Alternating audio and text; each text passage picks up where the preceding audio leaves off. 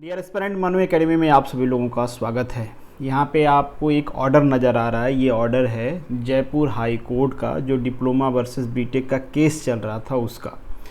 Order को discuss करने से पहले एक चीज़ मैं आपको बताना चाहूँगा कि अगर हम इसके ऑफिशियल साइट को विज़िट करें, कोर्ट के ऑफिशियल साइट को विज़िट करें, मैं आपको दिखा भी देता हूँ, तो यहाँ पे कोई ऑर्डर अपडेट नहीं हुआ है। हियरिंग का आप देख पाओगे 23 मई ही दिखा रहा है, और यहाँ के बाद जब आप इसके ऑर्डर सेक्शन में आते हो तो लास्ट ऑर्डर जो 21 मार्च का है वही दिखा रहा है। इससे पहले वाले वीडियो में ये चीज़ें मैंने आपको बताया था।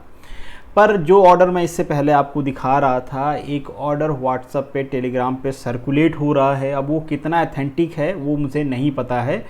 स्टिल इसके बाद मैं ये वीडियो बना रहा हूँ। वीडियो बनाने का पर्पज़ ये है कि अगर वो सही है तब तो कोई बात नहीं है, अगर वो सही नहीं है तो जो लोग इस केस में इन्वॉल्व हैं वो अपने लॉयर से कांटेक्ट करके ये कंफर्म कर पाएंगे, और बाकी लोगों को भी पता चलेगा कि वो ऑर्डर सही है या नहीं है। हालांकि मेरे कांटेक्ट में भी ऐसे काफ़ी सारे कैंडिडेट थे जो इस केस में इन्वॉल्व थे, पर अभी के लिए मेरे पास, मैंने उस टाइम पे उन लोगों का नंबर सेव नहीं किया, या फिर जो टेलीग्राम चैट थी उसमें नाम मुझे याद नहीं, इसलिए मैं सर्च नहीं कर पा रहा हूँ। तो वीडियो बनाने का पर्पज़ ये है कि अगर ऐसा कोई ऑर्डर आया है तो आप लोग एक बार, जो लोग इस केस में इन्वॉल्व हैं, वो लॉयर से कंफर्म कर लें। अगर नहीं आया है, ये एडिटेड है, तब तो कोई बात नहीं है। चलिए अब अपने ऑर्डर की तरफ चलते हैं और देखते हैं कि ऑर्डर है क्या बेसिकली। तो यहाँ पे आपको वो ऑर्डर नज़र आ रहा है। ये बेसिकली जेपीजी फाइल है। पीडीएफ फाइल में जनरली ऑर्डर रहता है, बट किसी ने स्क्रीनशॉट ले लिया होगा क्योंकि एक ही पेज की है। तो यहाँ पे आप ऑर्डर देख पाओगे। ये बेसिकली ऑर्डर है जिसकी हम लोग बात कर रहे थे। ऑर्डर आया कब है? 23 मई का ऑर्डर है, जिस डेट में केस लगाया गया था। एडिटेड क्यों कह रहा हूँ मैं, या फिर है या नहीं है, ये मैं इसलिए कह रहा हूँ क्योंकि वहाँ पे ऑर्डर अपडेट नहीं हुआ है। अब ज़रूरी नहीं कि ये एडिटेड है, वहाँ पे अपलोड नहीं हुआ। तो कई बार क्या होता है कि ऑर्डर अपलोड होने में टाइम भी लग जाता है। हालांकि 1 हफ्ते का टाइम हो चुका है, नियर अबाउट आज 30 को मैं वीडियो बना रहा हूँ, और ये जो केस थी वो 23 की थी, तो पूरे 7 डेज हो चुके हैं। अब तक अपलोड हो जाना चाहिए था, पर हो सकता है मे बी ऑर्डर आया हो, अपलोड नहीं हुआ हो। ये भी हो सकता हो किसी ने शरारत किया हो, ऑर्डर को एडिट कर दिया हो, पुराने ऑर्डर में उठा के नई चीज़ें डाल दिया हो। तो जो भी हो, मुझे पता नहीं है क्लियरली, इसीलिए मैं बता रहा हूँ कि आप लोग एक बार कंफर्म कर लेना, और कंफर्म हो जाए तो ज़रूर बताना। अब ऑर्डर में लिखा क्या गया है, यहाँ पे आप सभी को पता है कि जो डिप्लोमा के कैंडिडेट हैं उन्होंने चैलेंज किया था जो आपका राजस्थान का ट्रांसपोर्ट सबऑर्डिनेट सर्विस रूल 1963 है, उसके शेड्यूल 1 में क्वालिफिकेशन मेंशन किया गया है कि कौन लोग एएमबीआई मतलब एमबीएसआई के पोस्ट के लिए एलिजिबल होंगे।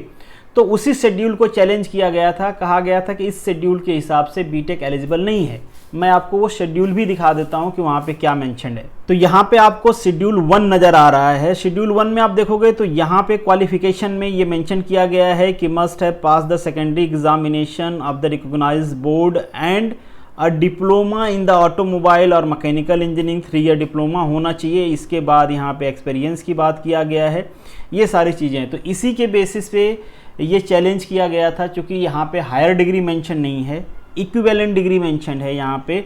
Any qualification in either of the above, मतलब ऊपर जो चीज़ें मेंशन किया गया है उसमें, चाहे आप ऑटोमोबाइल कह लो या मैकेनिकल कह लो, उसके इक्विवेलेंट कोई क्वालिफिकेशन है बाय द सेंट्रल गवर्नमेंट और स्टेट गवर्नमेंट उसको इक्विवेलेंट कहती है, तो वो लोग एलिजिबल हैं। अब यहाँ पे हायर मेंशन नहीं है। इसी के बेसिस पे डिप्लोमा कैंडिडेट ने केस किया था, और मैंने कई बार इन केसेस को डिस्कस किया है कि कई सारे स्टेट में ऐसा हुआ है, यूपी में, बिहार में, हिमाचल में। कई जगह बीटेक के फेवर में ये मैटर चला जाता है, कई बार ये डिप्लोमा के फेवर में चला जाता है। कोर्ट भी अपने मर्जी से डिसीजन दे रहे हैं, ठीक है।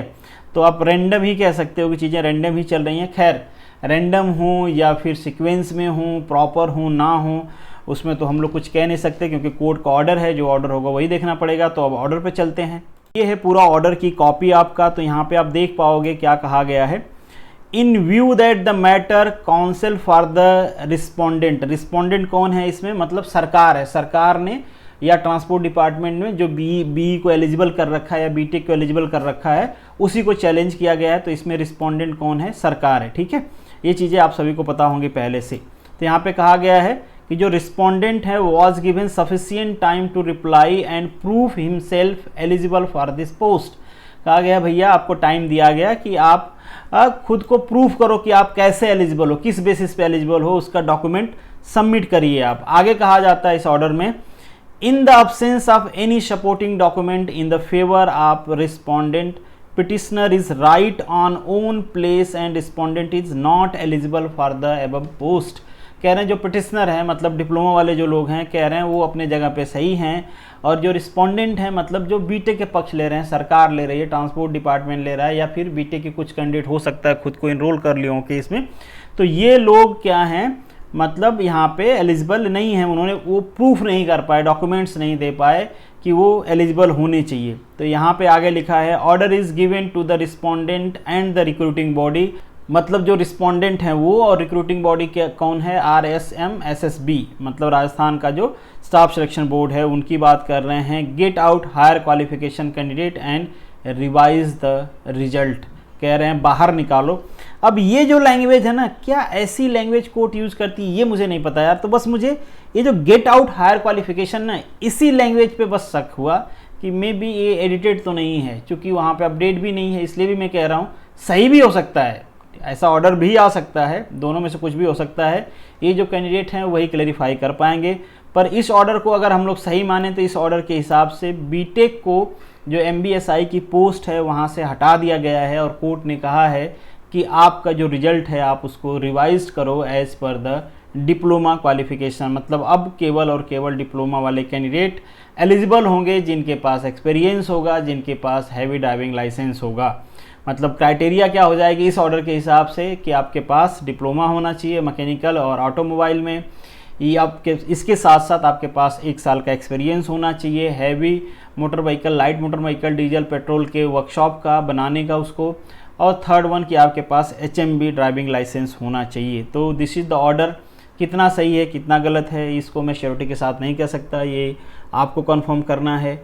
ये कॉपी मैंने डाउनलोड नहीं किया है, ये कॉपी मुझे फॉरवर्ड किया गया था, आप में से ही किसी ने मुझे भेजा है ये कॉपी, इसलिए मैं वीडियो बना रहा हूँ ताकि आप लोग इसको क्रॉस वेरीफाई कर पाएँ।